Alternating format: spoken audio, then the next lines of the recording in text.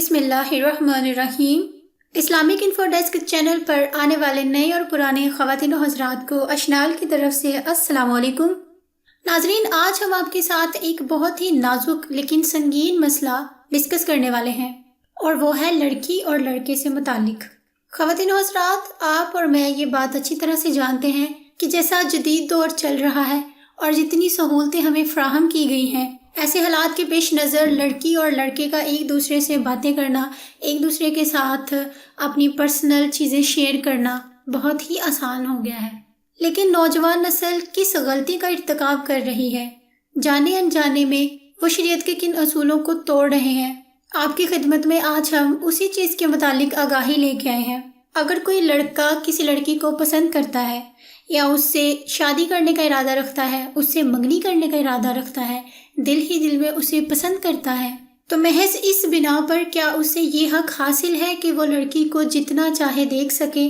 اس زمن میں ہمارے دین نے ہمیں یہی سکھایا ہے کہ لڑکا لڑکی کو دیکھ سکتا ہے، لیکن کسی حد تک، اور لڑکے کا یہ دیکھنا جائز ہے۔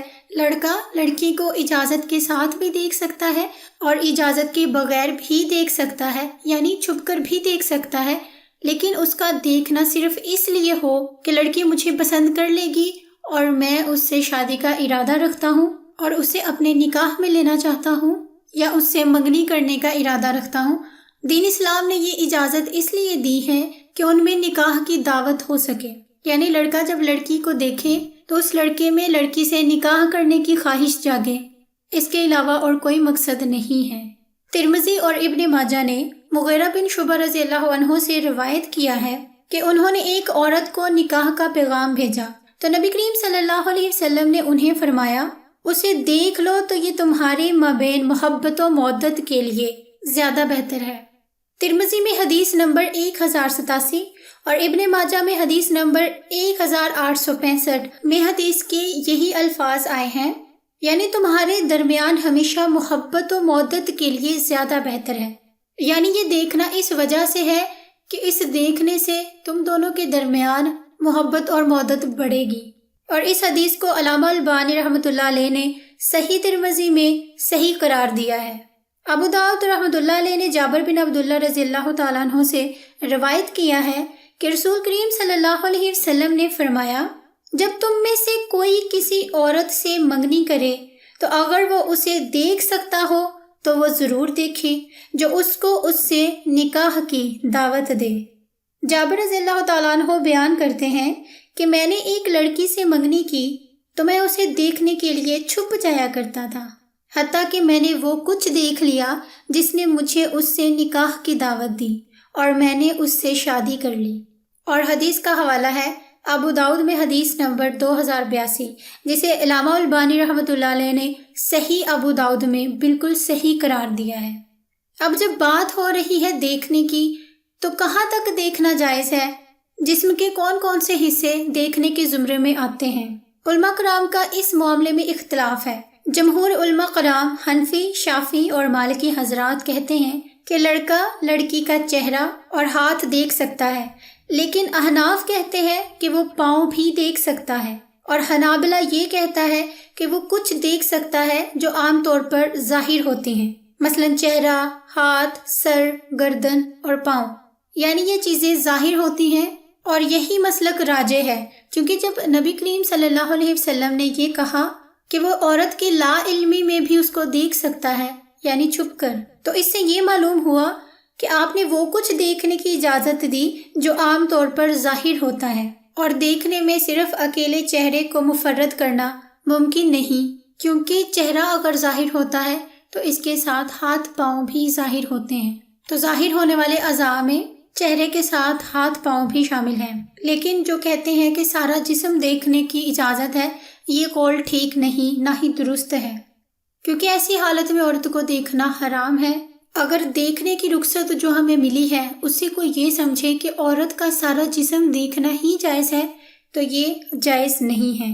اور منگیتر کو بھی اس لیے دیکھنے سے منع کیا گیا کہ ان میں شہوت انگیزی نہ ہو، کیونکہ اگر سارا بدن دیکھ لیا جائے تو پھر شہوت انگیزی کے بہت زیادہ چانسز ہیں اور اس طرح امن میں نہیں رہا جا سکتا۔ اب منگیتر کو دیکھنے کے لیے کچھ شرطیں ہیں جن کا ذکر کرنا بہت ضروری ہے۔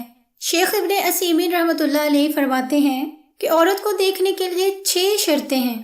خلوت کے بغیر دیکھو، یہ بغیر شہوت کے ہو، کیونکہ اگر اس کو شہوت کی نگاہ سے دیکھا تو یہ حرام ہوگا، کیونکہ دیکھنے کا مقصد معلومات حاصل کرنا ہے، نہ کہ استمتاع کرنا۔ اس کے دل میں یہ بات ہو کہ رشتہ قبول کر لیا جائے گا، منگنی کا عزم ہو، یعنی دیکھنے کا مقصد یہ ہو کہ وہ اس کے نتیجے میں اس لڑکی سے منگنی کرے گا۔ لیکن اگر وہ عورتوں میں گھومتا رہے، ایک عورت سے دوسری عورت کے پاس، اور اسی طرح سے یہ سلسلہ چلتا رہے، تو پھر یہ جائز نہیں ہے۔ عورت بے پردہ یا خوشبو لگا کر یا سرما وغیرہ لگا کر اور میک اپ کر کے نہ آئے، کیونکہ اس کے ملنے کا مقصد یہ نہیں کہ وہ اس کو جمع کی طرف راغب کرے۔ اگرچہ اسے یہ کہا جائے کہ تم بے پردہ ہو کر آؤ تو یہ غلط ہے، کیونکہ یہ تو بیوی اپنے خاوند کے سامنے کرتی ہے تاکہ وہ اپنے شوہر کو جمع کی دعوت دے سکے کہ وہ لڑکی ابھی اس لڑکی کے لیے اجنبی ہے، نامحرم ہے۔ اگر وہ بن سنور کر جائے گی تو اس میں فتنہ اور خرابی ہے۔ اگر وہ اس سے شادی کر لے اور شادی کے بعد عورت کو ویسی نہ پائے تو اس کا دل اس عورت سے اٹھ جائے گا، اس کے بارے میں اس کی نظر تبدیل ہو جائے گی۔ خاص کر شیطان انسان کے لیے اس کی اپنی بیوی سے بھی زیادہ کسی اجنبی عورت کو بنا سنوار کر دکھاتا ہے، جو کہ انسان کے لیے حلال نہیں ہوتی۔ آپ نے بھی ایسے کچھ لوگوں کو دیکھا ہوگا کہ ان کی بیویاں ماشاءاللہ سے بہت خوبصورت ہوتی ہیں، لیکن پھر بھی وہ کبھی قسم کی عورتوں کو تاڑتے رہتے ہیں، اور شیطان بھی اس عورت کو اس مرد کی نظر میں زیادہ بنا سنوار کر پیش کرتا ہے کہ دونوں میں فتنہ اور خرابی پیدا ہو، اور شیطان تو چاہتا ہی یہی ہے۔ اسی لیے نبی پاک صلی اللہ علیہ وسلم نے فرمایا ہے کہ لڑکی اور لڑکا خلوت میں نہ ملے، کیونکہ جب ایک لڑکی اور لڑکا اکیلے ہوتے ہیں تو ان کے درمیان تیسرا شیطان ہوتا ہے۔